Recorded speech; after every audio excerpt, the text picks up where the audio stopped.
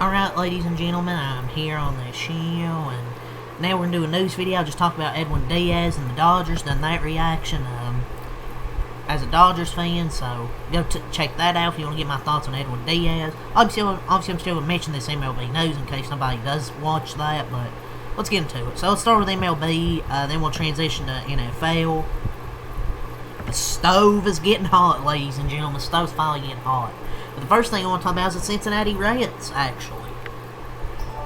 I'll wait for this notification to go away. The Cincinnati Reds, they are not expected to pursue other expensive free agents this offseason per Ken Rosenthal. Shocking. Charlie Crown not spending his money. Their pursuit of Kyle Schwarber was due to the belief that he would drive ticket sales. Sell the team. That's one way to drive down ticket sales. You know, people want to talk about, oh, the Dodgers pay ruin baseball. The Reds just don't care about baseball. The Dodgers care. The Reds just don't care. If you can't compete, if you're not going to sign players that will help your team, you're not going to be able to compete. This is the real problem with baseball. Greedy owners only focus on revenue, not investing in the game. Their pursuit of Kyle Schwarber was the belief they would drive ticket sales. That's one way to drive down ticket sales, is not getting anybody on your team. Their pursuit of Kyle Schwarber was due to the belief that if the fans believed the Reds ownership was making an effort, they wouldn't actually have to spend money in free agency.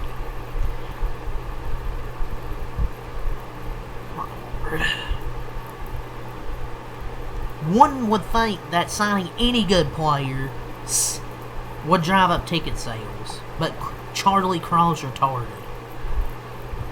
It doesn't need to be just Schwarber. Just go get good players. My God, just go get good players. It's not that hard. You need people talk about old salary cap. You need a salary floor. My Lord, the Reds are so embarrassing. But yeah, that's all I have to say regarding the Cincinnati Reds. See if I can find this from Jeff Passion. Yeah, there it is. First one from today at about 11 this morning. Slugger, Kyle Schwarber, and the Philadelphia Phillies finalizing a 5-year, $150 million contract. Sources tell ESPN the NL MVP runner-up, one of the best home run hitters and clubhouse leaders in baseball, is returning to Philadelphia. It's 5 years, $150 million. I had a feeling he's probably going to return to Philadelphia. He wasn't going to, I felt like he would have fit the Reds nicely, but I kind of felt he would return to Philadelphia. At least the Pirates offered him 4 years, I guess. You mean the Pirates offer didn't win? Oh man, I'm so shocked.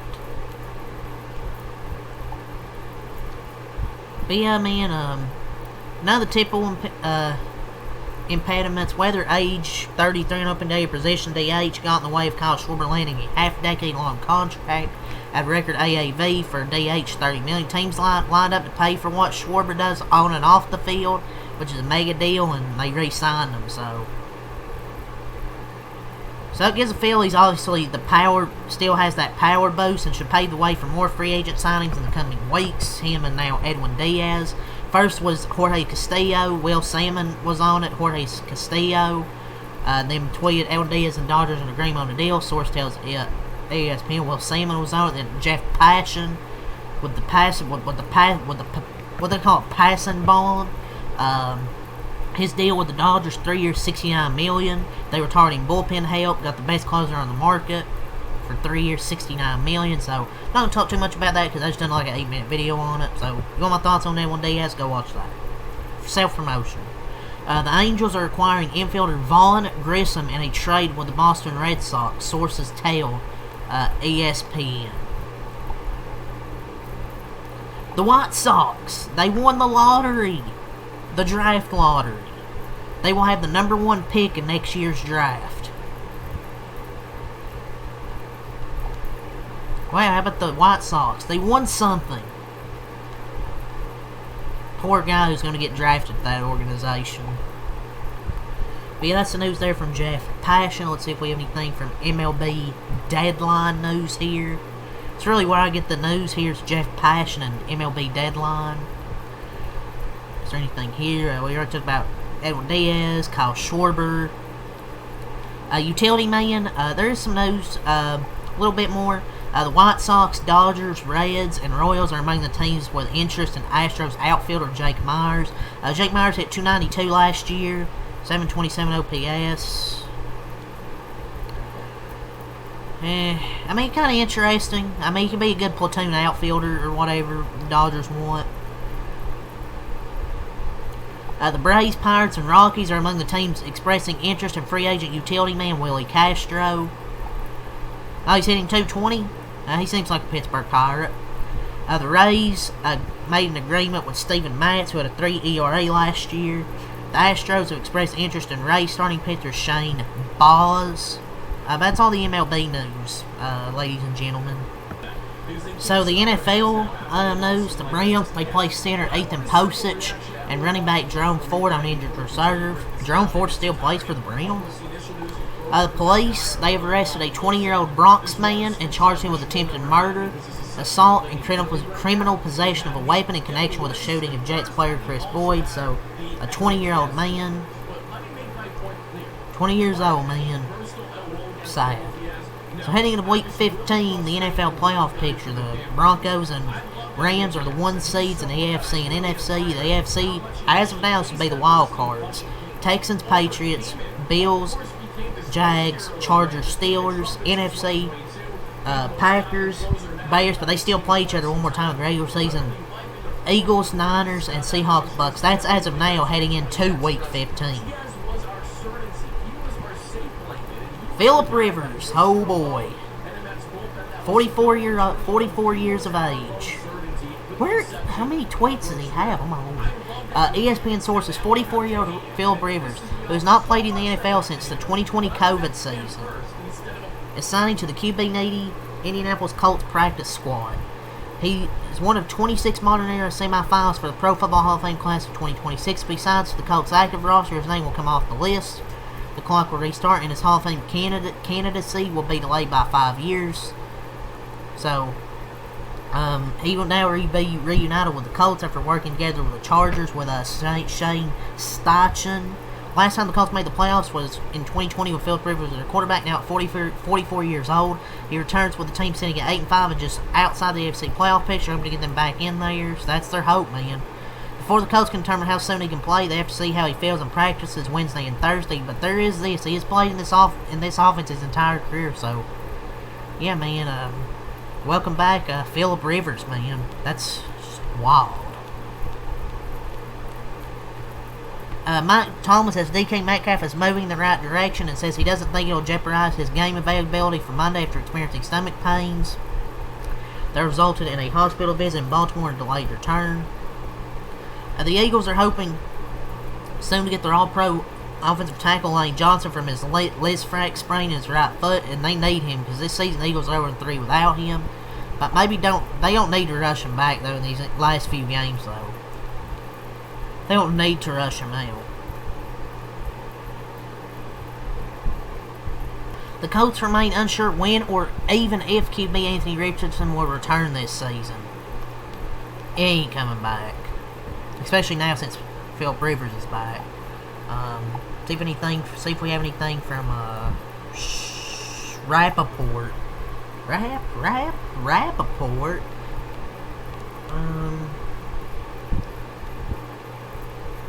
The Colts have placed QB Daniel Jones on injured reserve. The Ravens have signed Laken Thompson to the practice squad and released Carl Lawson. I think that might be it. Or no, Trey Hendrickson had core muscle surgery this morning. Source said his season is over, but he should fully recover in six or so weeks. Now official, veteran edge rusher Jason Pierre-Paul signing with the Buccaneers practice squad. Paris Johnson Jr. was diagnosed with a sprained MCL, is considered week to week. So there's a little bit of more from Rappaport, but that's really it here. Let's move on. So now let's talk about some wrestling news here. So the mystery man that has been assisting the Vision since War Games appears to be at least 2 different people in an effort to throw fans off. Let's take us over the grain of salt. This is from Brian Alvarez. I mean, they're using multiple guys under the mask to keep you guessing. Like, I don't know, until the masked man is revealed, I'm just not going to bother keep guessing who it is.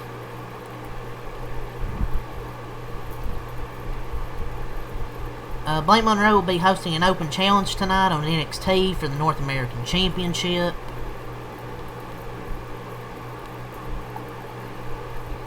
John Cena names AJ Styles as the greatest of all time. The Usos, they're officially back in the tag team division. They announced on Raw last night. John Cena, via an interview on WWE's YouTube channel, he shows he signed a 5-year ambassador role with WWE, so he's going to be, even without showing up anymore, he's still going to be like as an ambassador. John Cena, he says his heel turn wasn't always the plan. It was done to shock everybody and make Elimination Chamber a bigger event. Really not helping Triple H in his allegations of the hot moments in order. Regardless of it not working well long term, loved the heel turn when it happened, but then the heel run, yeah, we could tell it wasn't planned. LA Knight is reportedly expected to have a much better year in 2026. He's being positioned as one of the top baby faces, and the company is reportedly aware of their reactions, and as such, want to play the long game with LA Knight. They said the same thing with Finn Balor. I'm not falling for this. Anyone got that Finn Balor tweet from last year? Didn't that say the exact same thing? I'm not buying this shit, dude. That's the plan, but nothing is promised.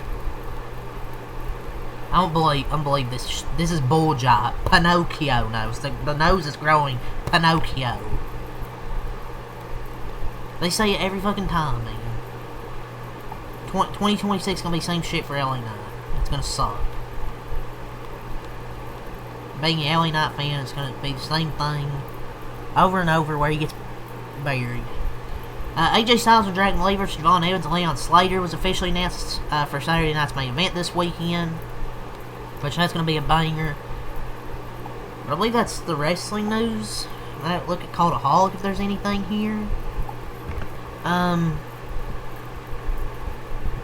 So MJF is reportedly factored into plans for AEW World's End. However, it's unknown to like what extent. Would he be at there? But that's really the only thing from Cultaholic here.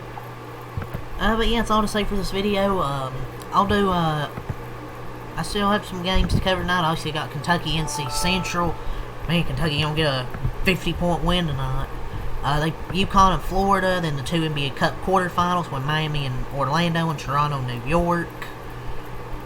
So, and I'll do NBA news at the end of the UConn Florida recap. So yeah, that's all to say for this video. I talked about NFL, MLB, and wrestling. So, leave a like, comment, subscribe for more. Peace.